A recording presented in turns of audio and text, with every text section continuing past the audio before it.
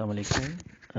اردو کوئی اتنا مشکل سبجیکٹ نہیں ہے کہ جتنا آپ اس کو سمجھتے ہیں۔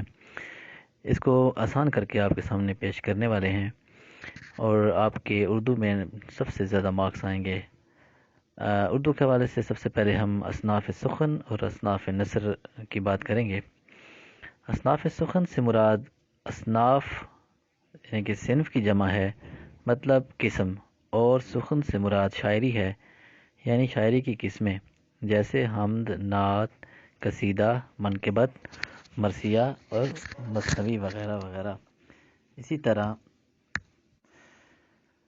اب اگر ہم اصناف نثر کی بات کریں تو نثر سے مراد ایسی تحریر جس میں وزن کا اہتمام نہ ہو اور اس میں کسی بات کو صاف انداز میں پیش کیا جائے، اور دوسرا نثر میں ابہام نہ ہو۔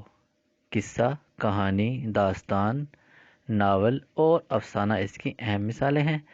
اس کے علاوہ سفر نامہ، خود نوشت، سوانح نگاری، خطوط نگاری، خاکہ نگاری، رپورتاج اور آپ بیتی وغیرہ اس کی اقسام میں